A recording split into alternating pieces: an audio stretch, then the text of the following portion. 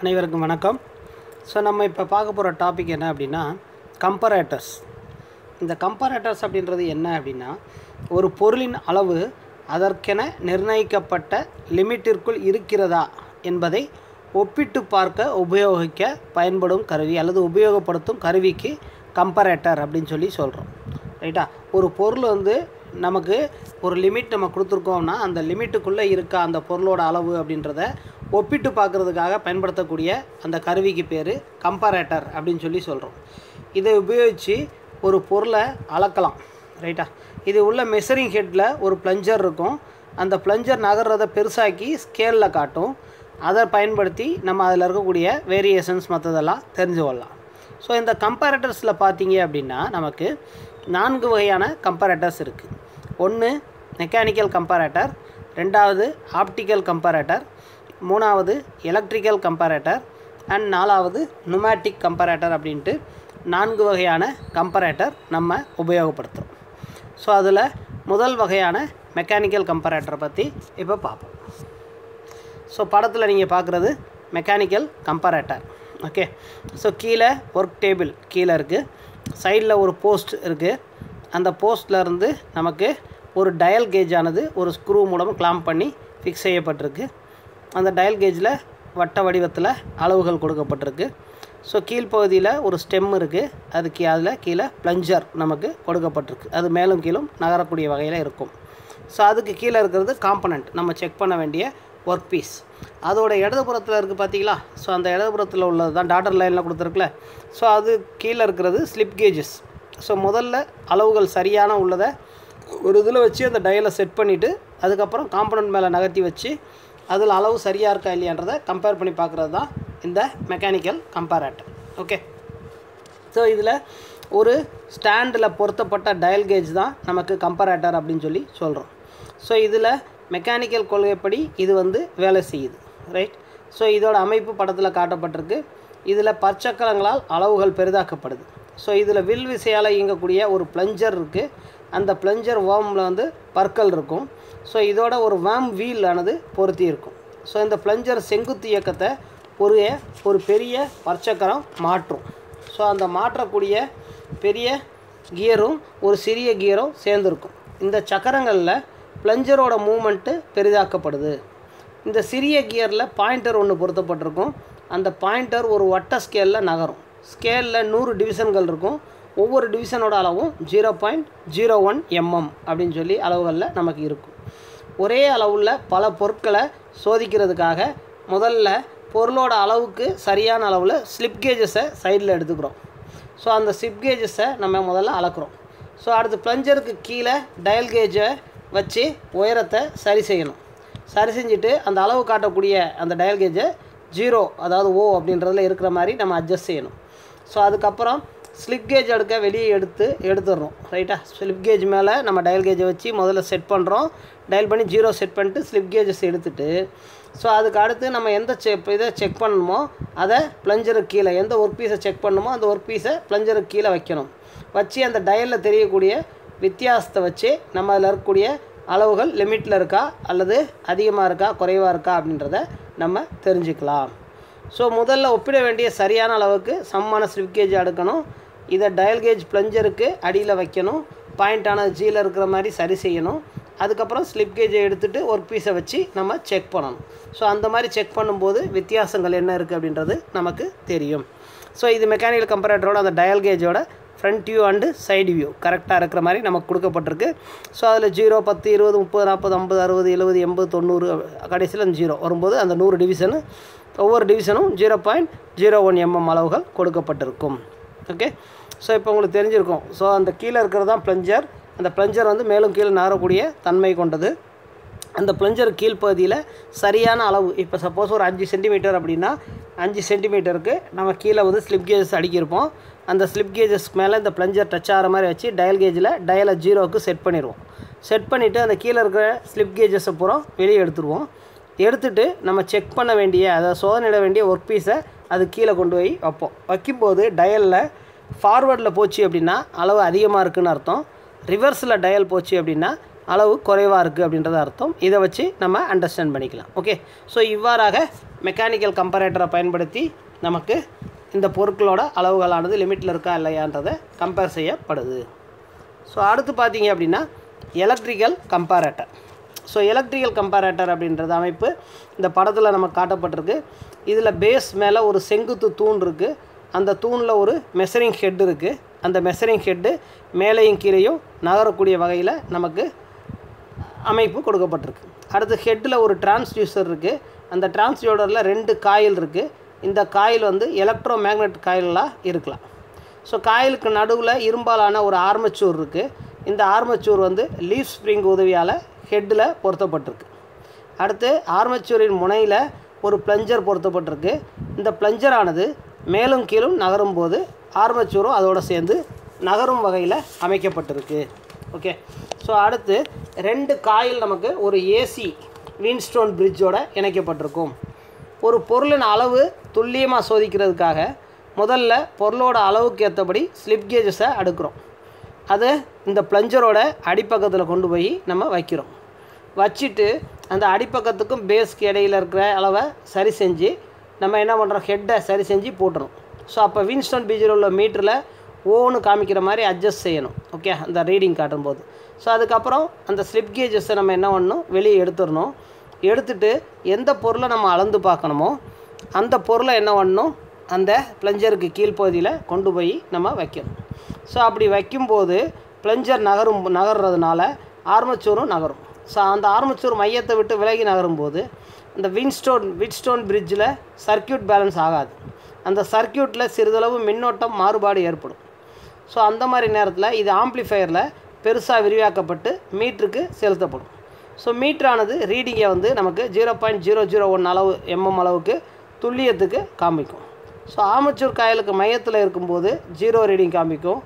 இதை உபயோகித்து துல்லியமாக நம்மளால் அளவுகளை சோதிக்க முடியும். ஓகே, ஸோ படம் காட்டியிருக்கு, நீங்கள் பார்த்துட்ருக்கீங்க. கீழ்ப்பகுதியில் ஒரு பேஸு, சைடில் ஒரு வெர்டிக்கல் போஸ்ட்டு, அதில் மேலே கீழே நகர்ற மாதிரி ஒரு கேசிங் இருக்குது. அந்த கேசிங்கோட மையப்பகுதியில் ஒரு ஆர்மச்சூர் இருக்குது. அடுத்து சைடில் ஒரு லீட் ஸ்க்ரூ இருக்குது. அந்த ஸ்க்ரூ மூலமாக அந்த கேசிங்கை மேலே கீழே நம்ம எந்த உயரத்தில் வேணுமோ பொருத்திக்கலாம். ஆர்மச்சூரை மேலேயும் கீழேயும் 2 மேக்னெட் வந்து பொருத்தப்பட்டிருக்கு.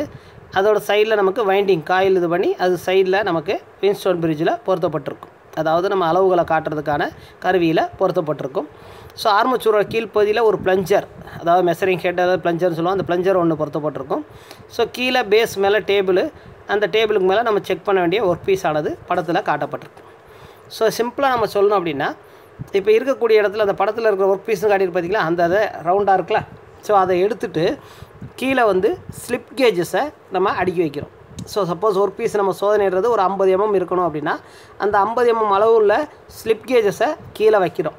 வச்சு அந்த பிளஞ்சர் அதில் டச் ஆகிற மாதிரி வச்சுட்டு சைடில் நம்ம என்ன பண்ணுறோம், வீன்ஸ்டோன் பிரிட்ஜ் அந்த ஸ்கேலில் 0 செட்டிங் இருக்கிற மாதிரி அதை செட் பண்ணுறோம். செட் பண்ணிவிட்டு அந்த ஸ்லிப் கேஜஸை வெளியே எடுத்துடுறோம்.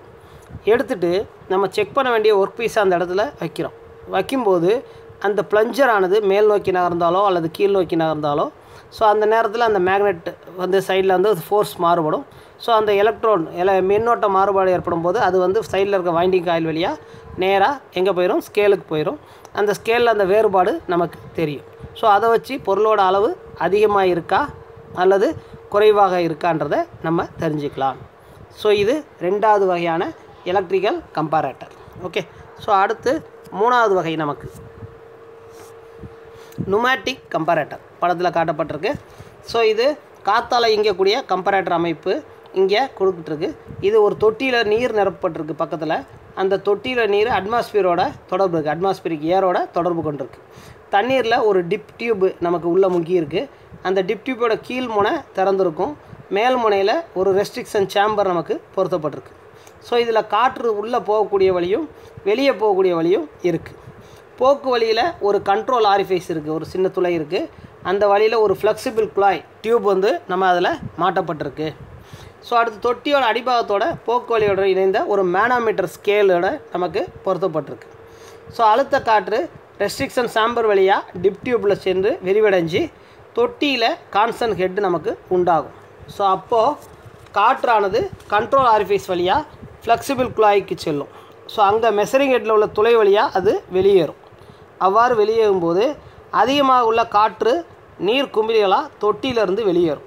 தற்போது தொட்டியோட நீர்மட்டமும் மேனோமீட்டர் நீர்மட்டமும் ஒரே அளவில் இருக்கும். ஹெட்டு வழியாக வெளியேறும் காற்றுக்கு தடை ஏற்படும் போது பேக் ப்ரெஷர் உண்டாகி மேனோமீட்டரில் நீர்மட்டமானது வேறுபடும். இந்த வேறுபாட்டு அளவை ஸ்கேல் மூலமாக நம்ம தெரிஞ்சுக்கலாம். ஓகே, ஸோ இந்த வேறுபாடு தெரிஞ்சுக்கிட்டு அதன் மூலமாக அளவு எப்படி இருக்குன்றதை நம்ம பார்க்கலாம். ஸோ முதல்ல இதில் வந்து 2 வகையான மெஷர்மெண்ட் அளவீடுகள் நமக்கு கொடுக்கப்பட்டிருக்கு. ஒன்று இன்டர்னல் மெஷர்மெண்ட், உட்புற அளவுகளை அளக்கக்கூடியது. இன்னொன்று எக்ஸ்டர்னல் மெஷர்மெண்ட்ஸ், வெளிப்புற அளவுகளை அளக்கக்கூடியதுன்ட்டு 2 வகை நமக்கு இங்கே கொடுக்கப்பட்டிருக்கு. ஸோ அதில் முதல் வகையான இன்டர்னல் மெஷர்மெண்ட்டை பற்றி இப்போ பார்ப்போம். ஓகே, ஸோ இந்த இன்டர்னல் மெஷர்மெண்ட்ன்றது அந்த நடுவில் கொடுத்துருக்கு பார்த்தீங்களா படம், அதுதான் இன்டர்னல் மெஷர்மெண்ட். ஃப்ளெக்சிபிள் குழாயில் இன்டர்னல் மெஷரிங் ஹெட்டை பொருத்தணும். அதுக்கப்புறம் முதல்ல பொருளோட துளை அளவுக்கு ஒரு ரிங் கேஜில் ஹெட்டை நுழைச்சி மேனோமீட்டரில் ஏற்படக்கூடிய நீர் மட்டத்தை ஓ என்ற அளவில் குறிக்கணும். அதாவது 0 அல்லது ஓன்னு நம்ம குறிச்சிக்கலாம்.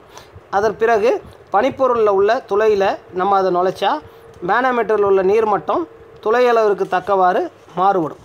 ஸோ அவ்வாறு மாறுபடும் போது துளையின் அளவு பெருசாக இருந்துச்சு அப்படின்னா காற்றுக்கு தடை குறைவு, ஆகையால் நீர் மட்டம் மேனோமீட்டரில் ஓ அளவுக்கு மேலே உயரும். துளை அளவு சிறிதாக இருந்தால் காற்று செல்ல தடை அதிகமாகும், ஆகையால் மேனோமீட்டரில் நீர்மட்டம் ஓ அளவுக்கு கீழே இறங்கும். இவ்வாறு 0.001 மில்லிமீட்டர் துல்லியமாக அளவு வித்தியாசம் இதில் நம்ம அளந்து கொள்ளலாம் அல்லது அறிந்து கொள்ளலாம் அப்படின்றத நம்ம சொல்கிறோம். ஸோ நெக்ஸ்ட்டு பார்த்தோம் அப்படின்னா எக்ஸ்டர்னல் மெஷர்மெண்ட்ஸ், வெளிப்புற அளவுகளை அளக்குறது. அதுக்கு முதல்ல நம்ம என்ன பண்ணுறோம் அப்படின்னா தடிமன், உயரம் இது மாதிரி உள்ள வெளிப்புற அளவுகளை சோதிக்க ஃப்ளெக்சிபிள் குழாய் இருக்குது பார்த்தீங்களா, அதில் எக்ஸ்டர்னல் மெஷரிங் ஹெட்டை முதல்ல பொருத்துகிறோம். இந்த படத்தில் வலது ஓரத்தில் இருக்கிறது.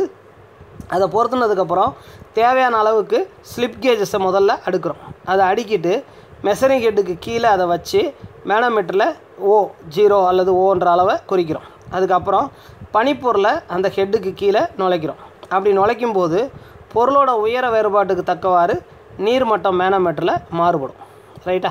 ஸோ அந்த மாறுபாட்டை வச்சு பொருளோட அளவு வித்தியாசம் எவ்வளோ இருக்குது, கூட இருக்கா குறைவாக இருக்கா அப்படின்றத நம்ம தெரிஞ்சுக்கலாம். ஸோ இந்த மாதிரி நம்ம தெரிஞ்சுக்கிற முறைக்கான பேர் நுமேட்டிக் கம்பேரேட்டர் அப்படின்னு சொல்லி நம்ம சொல்கிறோம்.